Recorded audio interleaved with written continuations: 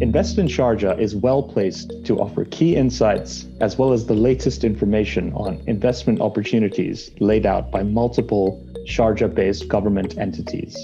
And it aims to empower investors in Sharjah with a 360-degree informative and physical support. This allows investors to fully understand processes, investment advantages, as well as insights on key sectors that fit their business profiles. We have with us today Invest in Sharjah CEO, Mohamed Juma Al Musharrkh. He'll be talking us through some of the key USPs Sharjah offers as an investment destination, as well as where the foreign money is coming, the impact of the coronavirus pandemic, and finally, how technology is enabling the Emirates diversification process. Welcome, Mohamed. Thank you so much. It's my pleasure to be with you today. So to start, Mohamed, can you tell me what the top 3 reasons startups are interested in Sharjah for? Sure. Thank you, Riyaz. I think Sharjah has a lot to offer today for startups and investors as well. If I'm going to talk about the first reason, Sharjah have recently launched Sharjah, which is Sharjah Startup Center, which is located at both the American University of Sharjah and Sharjah University. And they do a lot of programs for startups and young entrepreneurs.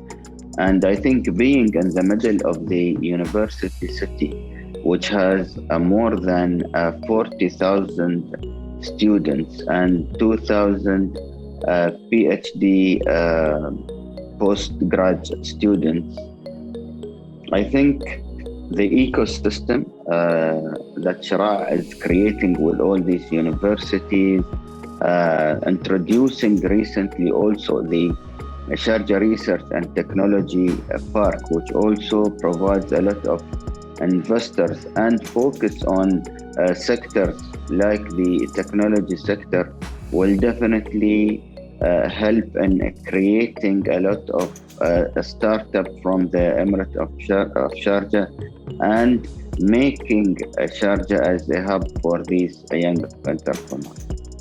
Then, if we look at the second reason, the incentives also that are being provided today from different stakeholders in Sharjah, like the free zones, for example, the Economic Development Department, the Sharjah Chamber of Commerce and Industry, with all these incentivized trade license that they can have, plus the incubators, the programs that these government entities are providing to the young entrepreneurs, will definitely make Sharjah a place where these people want to be located at today.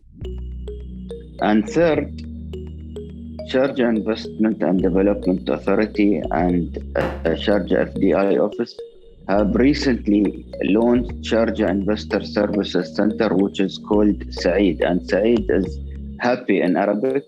So through Saeed, we have created also different packages for young entrepreneurs, and we have also launched an entrepreneur card where these entrepreneurs can finalize all their government-related paperwork through this center in a subsidized rate and hassle-free process. So they don't have to go through processes and different government entities. All what they have to do is to come to this center, ask for their card, and all their setup process will be very easy. Okay, so it's like a one-stop shop. It's a one-stop shop, yes. Perfect. Invest in Sharjah recently launched an FDI tracker for foreign investment into the Emirates. What are some interesting findings this tracker has revealed over the first quarter of 2021? In the beginning of 2021, we launched our first Sharjah investment tracker. So the finding of this tracker in Q1 of 2021 was that Sharjah attracted 8 FDI projects in the first quarter. Definitely, despite the situation we are going through with the pandemic and all of this, we managed to get an investment of 41.4 million US dollars. And this created actually a good number of jobs. The highest sector was the services sector, and it took a percentage of around 66% of the first quarter's investment. And then if we look also at the top sources countries for FDI, they are like the United States, the GCC countries, Canada, and Australia. How do you see the coronavirus pandemic impacting FDI inflows into the emirate in terms of industries that you predict seeing the maximum interest, as well as those you predict will see interest go down a bit? As I mentioned before, despite the situation, we were able to attract 8 main projects in the Emirate of Sharjah. In terms of sectors of investments, there was a huge interest in companies to invest in protective personal equipments, such as masks and gloves and all of these equipments. Then there was also huge interest in healthcare and pharmaceutical and food products and education and agriculture. And then if you compare them to other sectors where there were no so much demand on, you will see that definitely they are travel and leisure and real estate, because the airports were closed and few people, due to the pandemic, lost their jobs and they had to leave the country somehow. Finally, you've previously been quoted saying that technology is at the heart of Sharjah's economic diversification process. Could you share with us some examples of this? If we look at Sharjah in 2021, we will notice that there was huge focus on technology.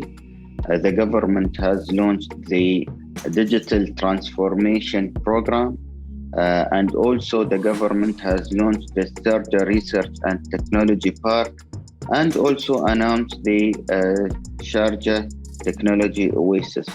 So all of these programs and entities will definitely drive Sharjah's move to be more technological, I would say, and to attract more companies and technology. Besides, definitely the other programs such as S3 program, which is an incubator that takes only technology startups from an idea to the creation. And we also have a few projects such as the Skyway, for example, at Sharjah Research and Technology Park, which is a 2.5 kilometer long track for skypods in the air. There is a company which Sharjah government is supporting a lot, and it is by local entrepreneurs called Beyond X, and it's a robotics company. We saw also the launch of a new digital platform called Mohamed.com that was also supported by Shara and Sharjah Research and Technology Park. There is Vegitech Group, which is also in agricultural technologies. There is Inata Company, which is also producing advanced technological water boats. So all of these government projects, besides the startups that are rising from Sharjah today, and the technology sector, shows that Sharjah is very keen to go forward with technological based project. That was fascinating. Thank you so much for taking the time out to speak with us today, Mohamed. Thank you so much. It's my pleasure to be with you today.